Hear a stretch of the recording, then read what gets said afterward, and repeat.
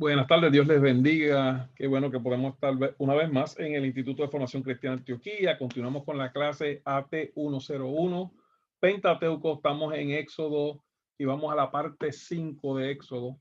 Parte 5 de Éxodo, ya casi estamos llegando al final, pero Éxodo tiene muchos detalles, información importante, ¿verdad? Por lo cual coge un tiempito. Gloria al Señor Jesús. Vamos a orar y comenzamos rapidito con la clase. Padre, te damos gracias, Señor, por este día. Permite que podamos edificarnos, Señor, en tu palabra, que tu Espíritu Santo sea nuestro maestro en este día y nos edifique en el conocimiento, nos acerque más al conocimiento de nuestro Rey Jesús y podamos nosotros glorificar tu nombre en el trabajo, en el ministerio que has puesto en cada uno de nosotros. Te damos la gloria por todo lo que va a ocurrir, lo que vas a hacer con nosotros en el nombre de Jesús. Amén y amén. Ok. Tabernáculo. Estamos en el capítulo 5 y estamos hablando del tabernáculo. Primero vamos a mencionar de forma rápida y general y superficial las piezas del tabernáculo. Vamos a ver una ilustración donde se muestra el tabernáculo y los muebles, ¿verdad?, que están ahí. Eso se encuentra en el capítulo 25 de Éxodo. Capítulo 25 de Éxodo.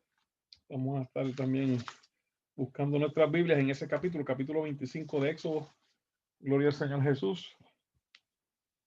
Y habla primero, ¿verdad? Vamos primero nosotros a dar una idea de cómo estaba compuesto y cómo estaban acomodados los muebles del tabernáculo, y luego pasamos a los detalles del escrito.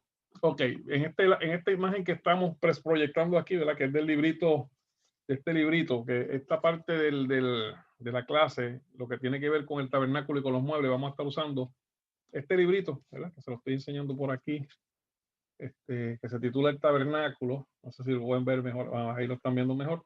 Tabernáculo por Elsie F. Blasner.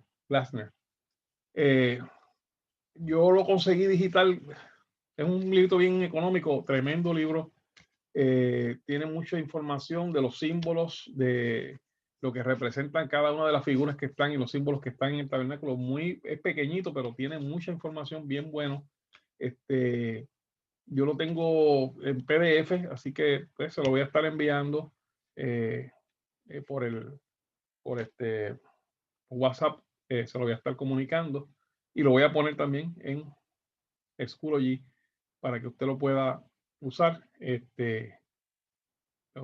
Bueno, de cualquier forma vamos a estar viendo unos segmentos, unas porciones del libro que vamos a estar usando para esta clase. Pero el libro vale la pena que usted lo tenga, así que yo se lo voy a... Se puede comprar también en forma así, en forma de papel, y es bien económico. O sea que si ustedes me dejan saber si quieren que lo compre así también.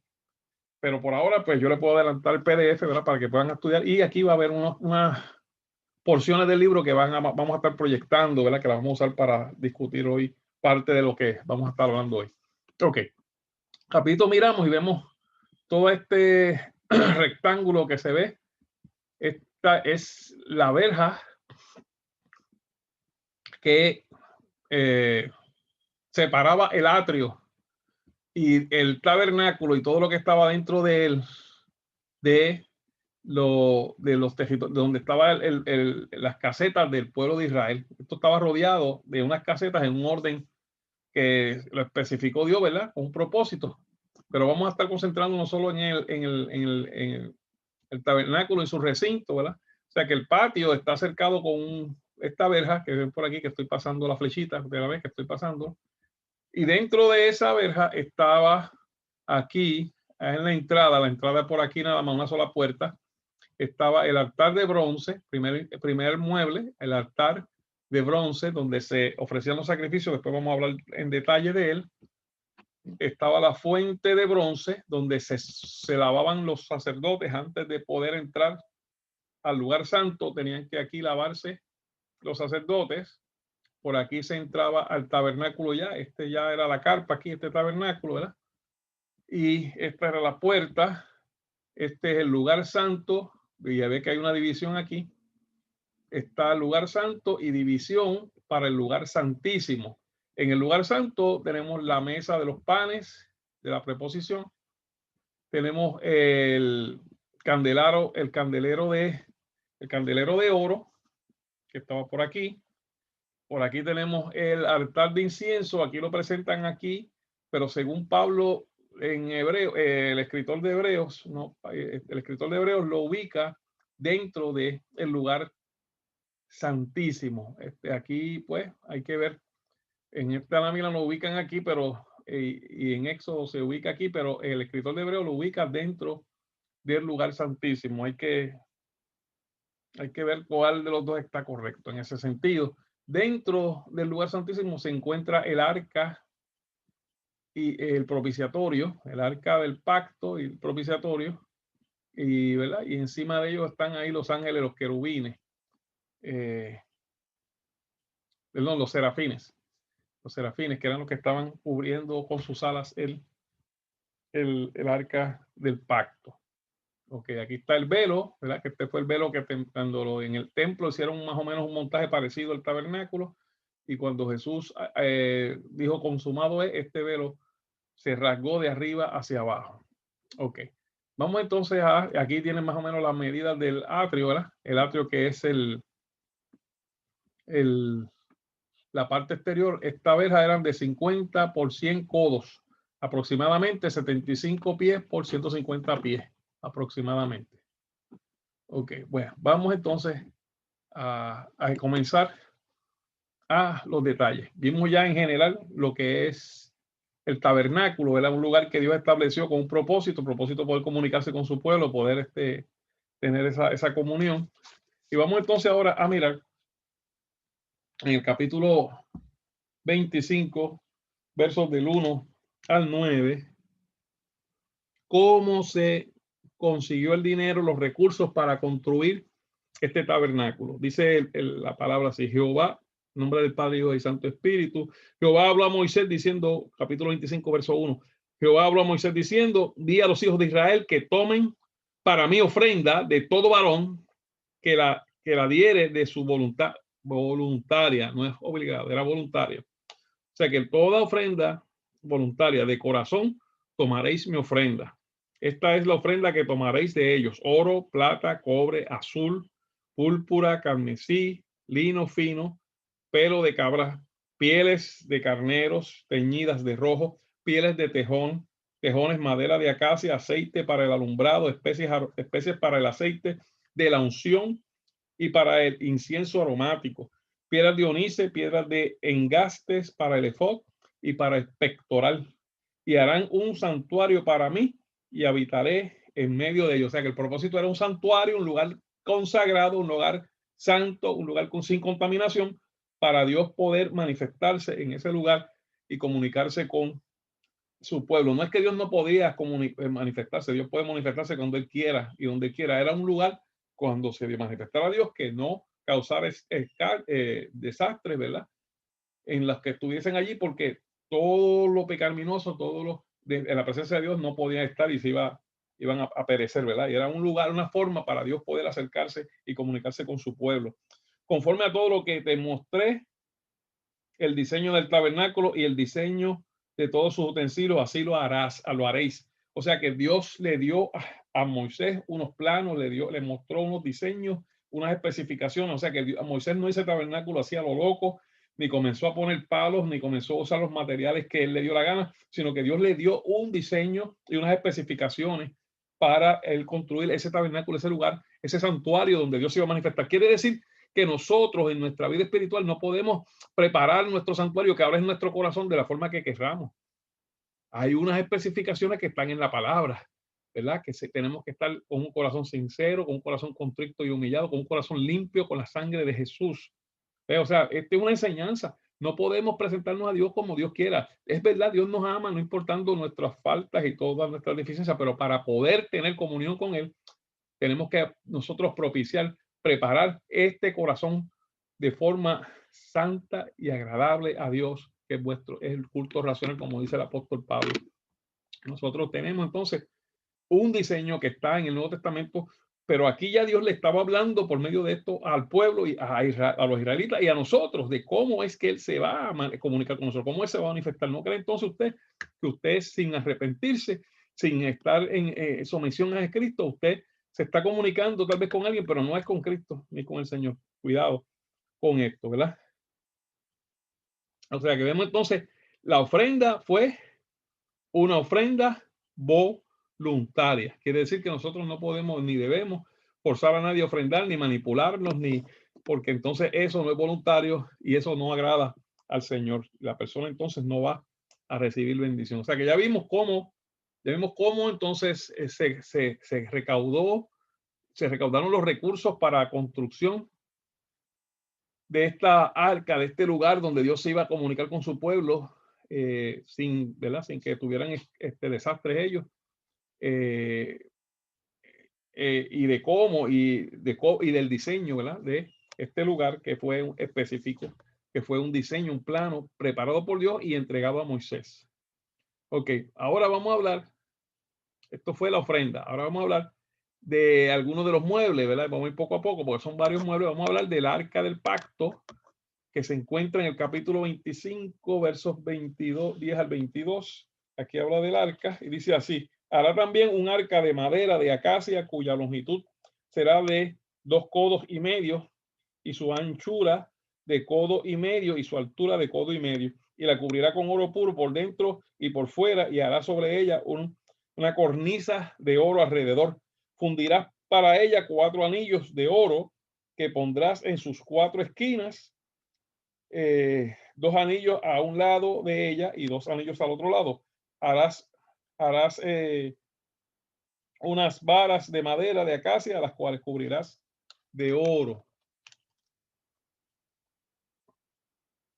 Okay. Y meterás las varas por los anillos a los lados del arca para llevar el arca en ella.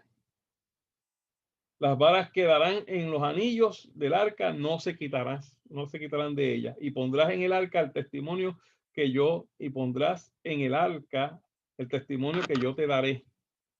Y harás un propiciatorio de oro fino, cuya longitud será de 2,5 codos y su anchura de 1,5 codos. Harás también 2 querubines de oro labrados a martillo, los cuales los harás en los 2 extremos del propiciatorio. Harás pues un querubín en un extremo y un querubín en el otro extremo de una pieza con el propiciatorio. Estará unido con el propiciatorio. Harás los querubines en sus 2 extremos, y los querubines extenderán por encima las alas, y cubriendo con sus alas el propiciatorio, sus rostros el uno enfrente del otro de los querubines. Perdón, eran querubines, no serafines, querubines. Y pondrás el propiciatorio encima del arca, y el arca pondrás el testimonio que yo te daré.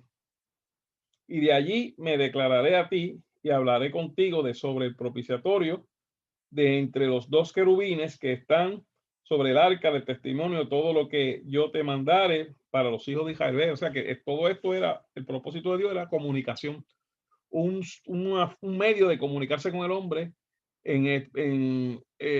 teniendo, ¿verdad? Por medio del pecado, teniendo por medio lo que impedía la comunión, ¿verdad? Por causa del pecado de Adán.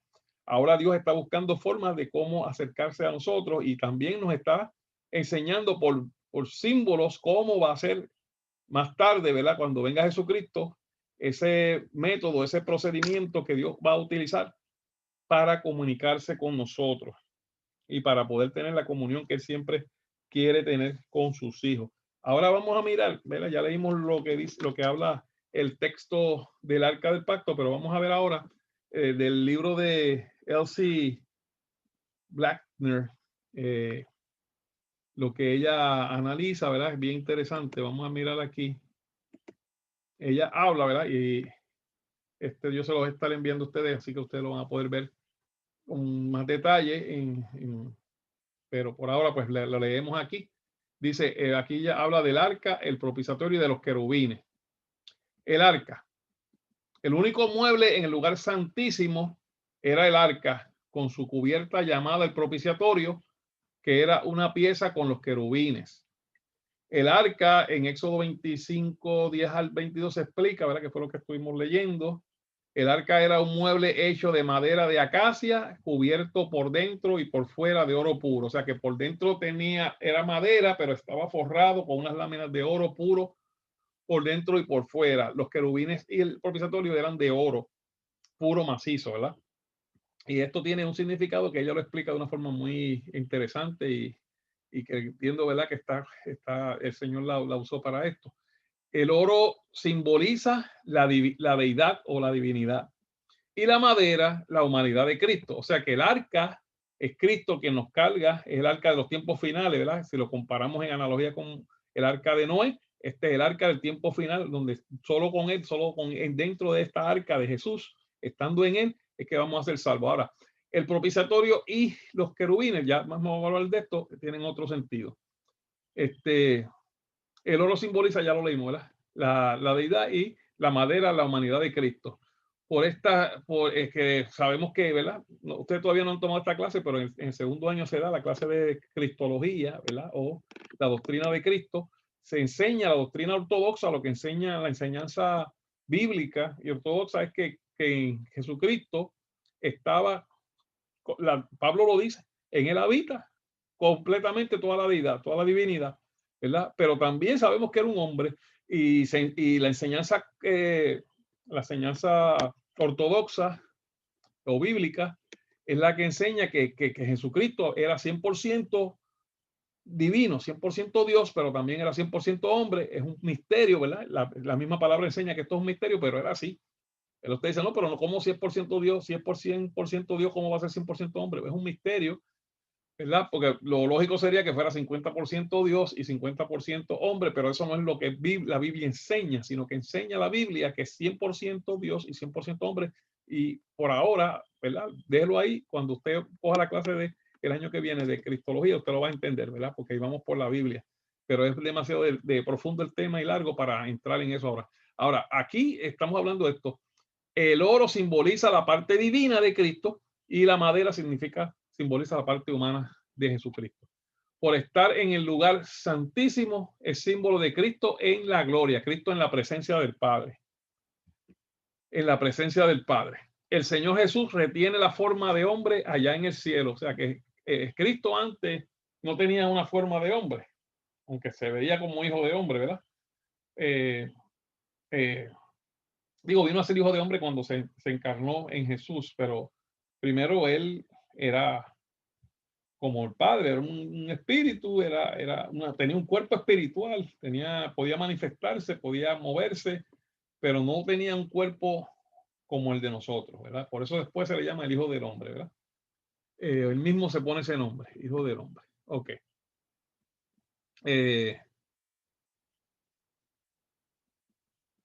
Ok. O sea que él retiene allá retiene esa forma que adquirió cuando se encarna en Jesucristo. Esta arca medía 1.15 metros de largo y por 70 centímetros de alto y de ancho, ¿verdad? Aproximadamente, ¿verdad? En la lectura bíblica lo dimos en codos, pero esto tiene equivalencia. Tenía una cornisa de oro encima y 2 anillos en los lados para las varas. La cubierta del arca era el propiciatorio. Dentro del arca estaban las 2 tablas de la ley. Este fue el testimonio que el Señor habla, ¿verdad? Que le dijo a Moisés, te voy a dar un testimonio, eran las tablas de la ley. Esto nos habla de Cristo, el arca verdadera, quien guardó y cumplió la ley. Por eso estaba la ley dentro de él. Ella cita aquí el Salmo 40, verso 8. Salmo 40, verso 8, que nos habla de esto, ¿verdad? Cómo Cristo guardó la ley. Dice Salmo 40, yo lo voy a buscar rapidito. Dice así. Salmo 40, verso 8 dice de esta forma: el hacer tu voluntad, Dios mío, me ha agradado y tu ley está en medio de mi corazón. La ley del Señor estaba en el corazón de Cristo. El arca era el trono de Dios y de allí hablaba con Moisés, ¿verdad? El Salmo 80, verso 1, es el verso que ella usa para, ¿verdad?, apoyar este argumento. Salmo 80, verso 1, que dice de esta forma. Gloria al Señor Jesús. El pastor, oh pastor de Israel, escucha tú que pastoreas como a ovejas a José, que estás entre los querubines, resplandece, ¿verdad? Querubines, los dos querubines de que estamos puestos en esta arca, ¿verdad? Resplandece. ¿Ok? Bueno, gloria al Señor. Continuamos.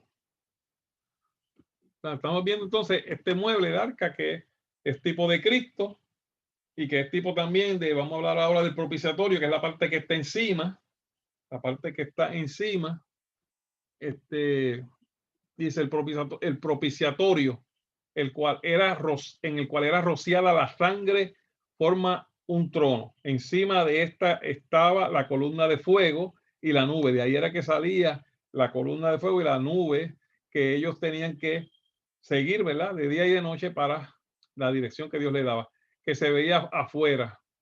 La nube era símbolo de la presencia de Dios. Solo Moisés podía entrar en cualquier momento y sin sacrificio al tabernáculo y al lugar santísimo. Moisés, porque Moisés era un tipo de Cristo, un tipo de un mediador, estaba entre medio de Dios y del pueblo, era un mediador, era un tipo de Cristo, por eso tuvo que hacer esos ayunos de 40 días 2 veces y tuvo que pasar por muchas cosas y tuvo 40 días siendo preparado por Dios, 40 años, perdón, siendo preparado por Dios para este ministerio. Moisés hacía, y de hecho Dios se lo dice a Moisés, tú le serás a él por Dios y él te será así por profeta, ¿verdad? Es una forma de simbólica, no es que Moisés fuera un Dios, ni no. Bueno, en cierta forma lo idolatraron los judíos más tarde, ¿verdad? Pero no era el propósito de Dios, sino era un tipo de Cristo, de un mediador. Y él podía entrar al tabernáculo porque ya Dios lo había santificado, ¿verdad? Por eso tuvo 2 veces 40 días en el desierto, en el monte, y lo fue procesando 40 años preparándolo también, y 40 días después en un ayuno para prepararlo para estos ministerios. Dice entonces que solo él podía entrar.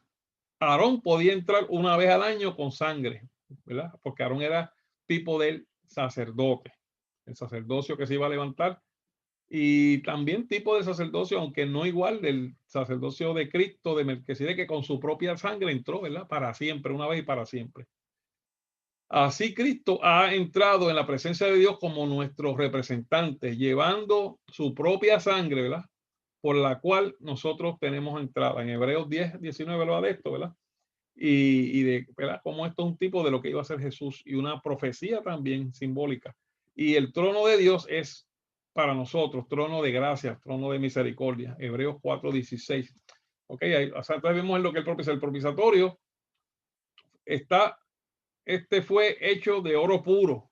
El propiciatorio fue hecho de oro puro, macizo, ¿verdad? No tenía madera en su construcción como tenían muchos de los otros muebles del tabernáculo. El oro siempre simboliza la divinidad y deidad, y en el propiciatorio nos manifiesta que la obra de propiciación, o sea, la misericordia, fue propicio a nosotros, fue misericordioso, es obra de Dios, no del hombre, ¿verdad? Por eso el propiciatorio es todo de oro macizo, y los ángeles, ¿verdad? Fue labrado en martillo, tipificando así los terribles sufrimientos de Cristo en su obra de hacer propiciación por el pecado. O sea, pues muchos golpes para formarlo, los golpes que recibió Jesús para poder también salvarnos a nosotros, ¿verdad? Gloria al Señor Jesús. Okay. El arca con el propiciatorio y los dos querubines tenía la semejanza de un trono. El propiciatorio habla de la misericordia de Dios manifiesta hacia el hombre en Cristo. La sangre rociada sobre el propiciatorio nos recuerda que la misericordia está basada sobre la justicia de Dios, ¿verdad? Si el hombre pecó, había que hacer, tiene que, como dice la ley, el que pecare morirá, pero por eso él permitió entonces un sustituto que eran los animalitos, y también estaba esto ya hablando del sustituto nuestro que iba a ser Jesucristo más tarde, ¿verdad? Los querubines, ahora vamos a ver los querubines, Cubriendo el arca se encontraban dos figuras de oro llamadas querubines. En el arca se encontraban dos figuras de oro llamadas querubines. Fueron hechas de una pieza con la cubierta, o sea, con el propiciatorio, con sus alas extendidas por encima cubriéndola y sus rostros el uno frente del otro, mirando hacia la cubierta, mirando hacia la propiciación, ¿verdad? Los ángeles tenían curiosidad de qué es lo que Dios estaba haciendo. Los querubines fueron vistos primero con una espada encendida, guardando el árbol de la vida en el Edén cuando pecó el hombre, ¿verdad? Que Dios los puso con una espada que daba fuego, vuelta, ¿verdad? De espada de fuego, encendida en fuego, que ellos no podían entrar otra vez al Edén a buscar el árbol de la vida, que fue el que tuvieron que haberse alimentado antes de haberse alimentado del árbol del bien y el mal, que era el que representaba el mal y a Satanás. Dios moraba entre los querubines y desde allí se comunicaba con los sacerdotes. En Éxodo 25-22, número 7-89, Primera de Samuel 4:4, Segunda de Reyes 19:15, Isaías 37:16, todo eso son citas donde vemos cómo se manifestaba, ¿verdad? Ese lugar que Dios permitió y preparó para poder comunicarse con los sacerdotes. Los querubines indicaban la misericordia y gracia de Dios cubriendo su pueblo. Muchos piensan que son también símbolos de la esposa de Cristo. Ese pensamiento yo no lo puedo asociar, pero bueno, eso dice, ella también parece que dice que muchos piensan, pero no lo hace suyo tampoco, ¿verdad? O sea que vemos entonces que ahí se cubren las tres partes: el arca, el propiciatorio y los querubines, que están dentro del lugar santísimo. Vamos ahora a ver que continúa. Ahora vamos a ver la mesa de los panes de la proposición. Es lo próximo que continúa, que se encuentra en el capítulo 25 de Éxodo. Capítulo 25, versos 23 al 30. Versos 23 al 30, la mesa de los panes, dice así: en nombre del Padre, Hijo y Santo Espíritu, harás asimismo una mesa de madera de acacia. Su longitud será de 2 codos y de 1 codo su anchura y su altura de codo y medio. Y la cubrirás de oro puro y le harás una cornisa de oro alrededor. Y le harás también una moldura alrededor de 1 palmo menor de anchura. Y harás a la moldura una cornisa de oro alrededor y le harás 4 anillos de oro, los cuales pondrás en las 4 esquinas que corresponden a sus 4 patas. Los anillos estarán debajo de la moldura para lugar de las varas, para llevar la mesa. O sea que nada, fíjense que todos estos muebles, usted va a estar fijándose que tenían unos anillos de oro. Todos, cuando describimos el arca, lo mencioné. Y también usted va a ver que todos tenían como unos anillos de oro para meter unas varas de oros, o que eran de madera, pero forjadas de oro, porque nadie podía tocar directamente ninguno de estos muebles. Fíjense lo que es la santidad de Dios. Nadie, ni los sacerdotes, nadie los podía tocar directo. Tenían que meter las varas por esas anillas para cargarlos y movilizarlos. Nadie podía tener contacto directo con estos muebles. Y ya usted ve que el amigo de David, en una ocasión, esto está me parece que está en Samuel, ¿verdad? En Segunda de Samuel o en Primera de Reyes, por ahí. Me parece que fue, no, me parece que en Primera de Reyes, el amigo de David trató de aguantar el arca porque los bueyes que estaban usando, los animales que estaban usando para llevarla en un carro nuevo, un carro hecho con buena intención, no era el método, no era el procedimiento que Dios había establecido para movilizar el arca, y el arca iba a caerse. Entonces este muchacho trató de impedir de buena voluntad que el arca no cayese, pero ahí murió porque fue temerario y tocó uno de los muebles que Dios había especificado que había que cargarlos con esas varas y no podían tocarse. Y después usted va a ver que David después escudriñó y buscó y vio cómo era la forma correcta. Buscó referencia a lo que había escrito Moisés, y entonces pudieron llevar el arca, ¿verdad? Como Dios lo había instruido que se hiciese, ¿verdad? Dice, o sea que cada uno tenía esas anillas, y las 4 anillas de oro, los cuales pondrás en las 4 esquinas que corresponden a sus 4 patas. Los anillos estarán debajo de la moldura para lugar de las varas para lugares de las varas para llevar en la mesa, ¿ves? Harás las varas de madera de acacia y las cubrirás de oro, y con ellas será llevada la mesa. Harás también los platos, sus cubiertas, sus cubiertas y sus tazones, sus cucharas, sus cubiertas, sus tazones, con que se libará de oro fino las harás, y pondrás sobre la mesa el pan de la proposición de mí continuamente. Delante de mí continuamente. Pondrás el pan de la proposición delante de mí continuamente. Después en Levítico se llevan más detalles esto, ¿verdad? Pero por ahora vamos a conformarnos que en Levítico vamos a poder ver un poquito más detalles de lo que representa y simboliza. Vamos a ver lo que entonces dice la autora del libro El Tabernáculo, ¿verdad? Blackner, con relación a la mesa de los panes de la proposición.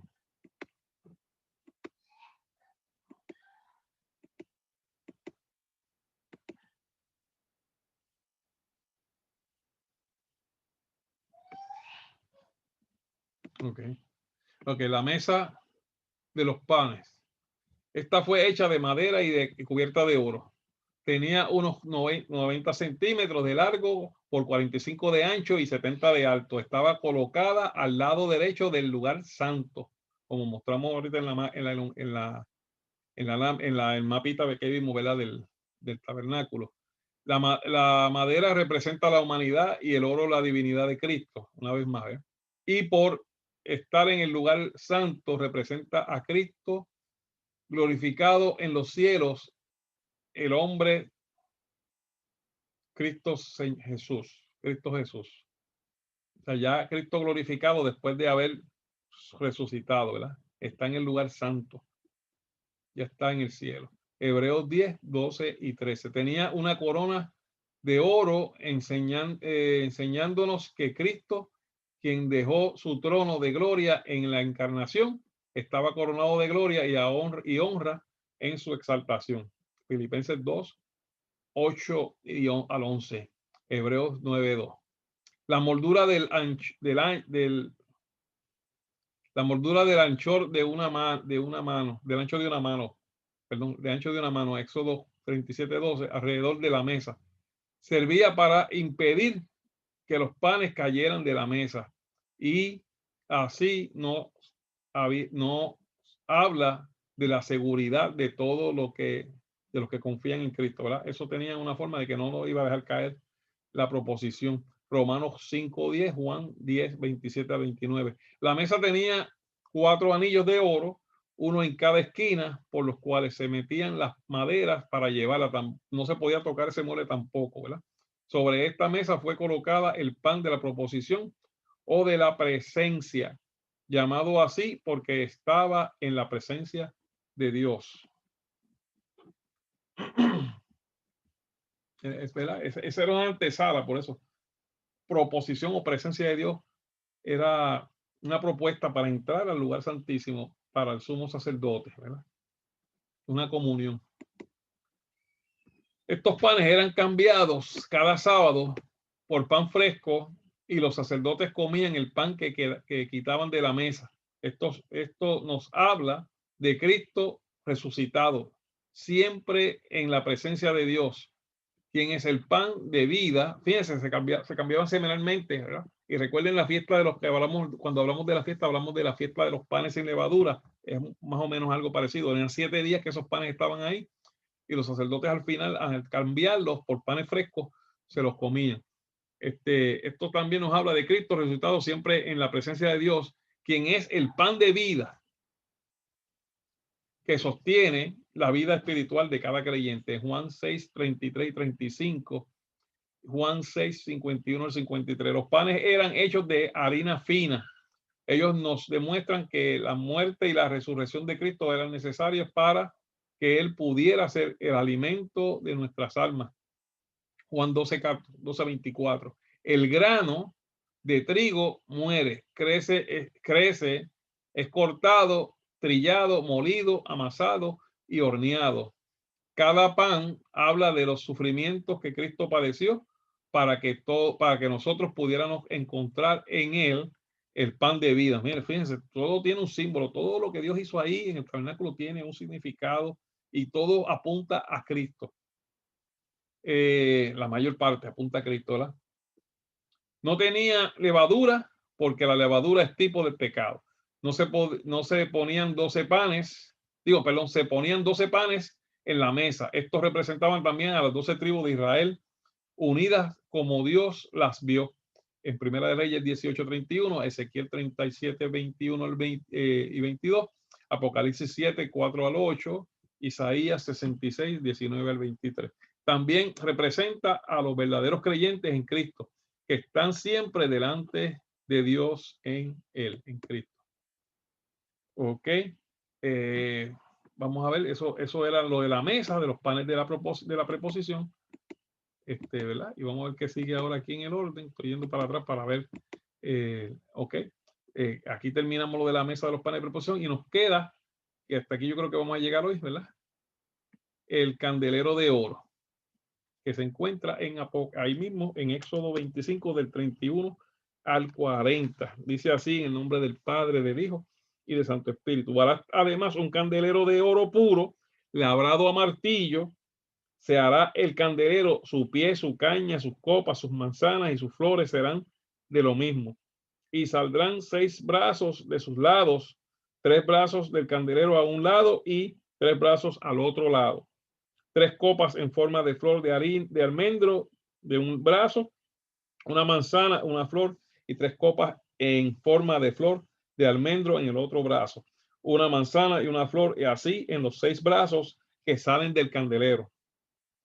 Y en la caña central del candelero, 4 copas en forma de flor de almendro, sus manzanas y sus flores. Habrá una manzana debajo de 2 brazos del mismo, otra manzana debajo del otro brazo del mismo y otras manzanas debajo de los otros 2 brazos del mismo, así para los 6 brazos que salen del candelero. Sus manzanas y sus brazos serán de una sola pieza, todo ello una pieza labrada a martillo de oro puro, y le harás 7 lamparillas, las cuales encenderás para que alumbren hacia adelante.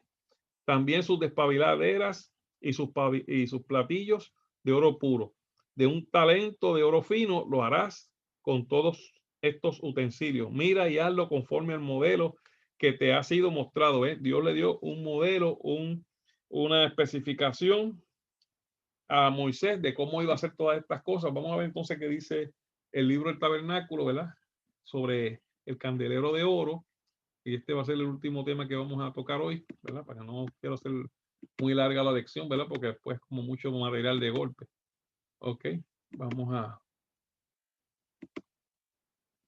en el candelero de oro. Para atrás. El candelero de oro, ok.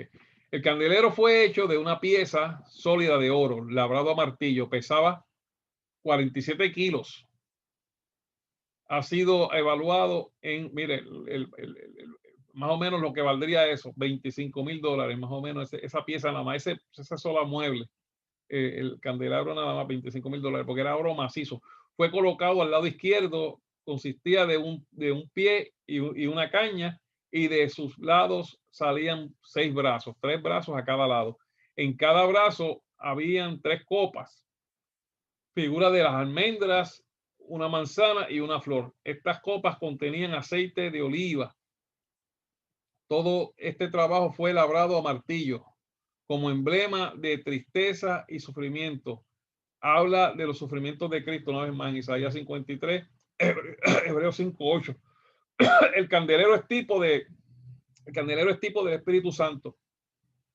Toda la luz natural fue excluida del tabernáculo. O sea, dentro del tabernáculo no podía entrar luz del sol ni nada. Eso era un lugar completamente oscuro. Todo el servicio fue hecho con la luz del candelero de oro. Lo que entonces nos enseña es que la luz del mundo no nos ayuda, sino la luz de Cristo es la única que nos lleva a la verdad. Todo el servicio fue hecho con la luz del candelero de oro. Así ahora las cosas de Dios pueden ser conocidas y entendidas solamente por la iluminación del Espíritu Santo. 1 Corintios 4:14. En Éxodo 25:35 leemos, las cuales encenderás para que alumbren a la parte de su delantera. Esto parece indicar que la misión de las lámparas del candelero eran de alumbrar el candelero, no al cuarto, ¿verdad? Era lo que estaba frente, todo lo que estaba en el salón, pero no todo lo otro. Así el Espíritu Santo ha venido para glorificar a Jesús y no para hablar de sí mismo, ¿verdad? O sea que viene el Espíritu Santo a mostrar a Jesús que es la mesa. Fíjense, está el candelero acá que representa el Espíritu Santo, ¿verdad? Y está alumbrando hacia el frente. Y el frente que está, en el frente está la mesa de los panes de la propiciación, que ya hablamos que es tipo de Jesucristo.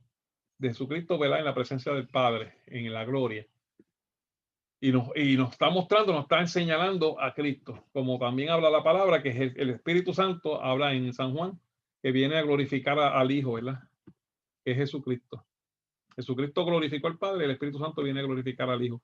El candelero es tipo del Señor Jesucristo, quien es la luz del mundo, también, ¿verdad?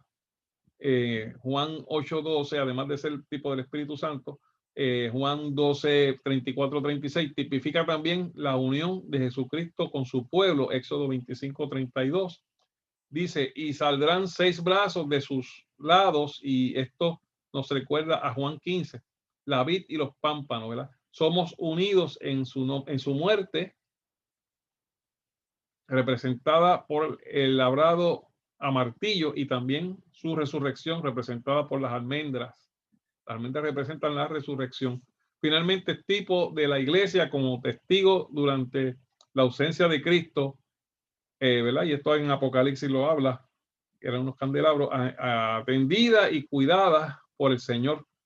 Como Aarón cuidó de las 7 lámparas del candelero, él, como su sumo sacerdote, echaba aceite a las lámparas y las cortaba y le cortaba las mechas. Así anda Cristo entre nosotros con palabras de aliento o de reprensión según nuestra necesidad. Él despabila la mecha. El despabilar la mecha era tan necesario como era el aceite, reprensión. Cuando la mecha está mala, que no coge, no prende, hay que moverla, y eso es parte de lo que el Señor hace en nuestra vida, para que esté el fuego encendido por el aceite que Él nos da, ¿verdad? Por medio del Espíritu Santo.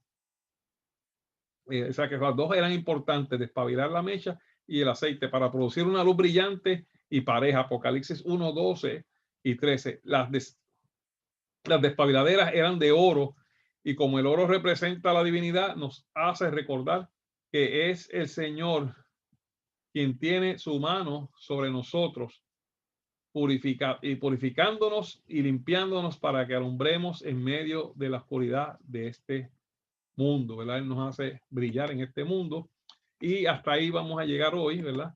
Nos quedamos entonces en la próxima lección. Vamos a estar hablando de las otros muebles más, ¿verdad? Como el altar de bronce, el atrio, ¿verdad? Así que hasta aquí llegamos hoy. Oramos, Padre, en el nombre poderoso de Jesús. Te damos gracias, Señor, por tus misericordias, por tu amor. Glorifícate, Señor, con este tema que estamos hablando, con cada una de estas piezas, estos muebles del candelabro, que tipifican tu vida, que tipifican tu obra, que tipifican a nuestro Señor Jesús, al Santo Espíritu, y los propósitos y los planes y la forma que tú le has estado hablando a tu pueblo desde el principio sin cesar.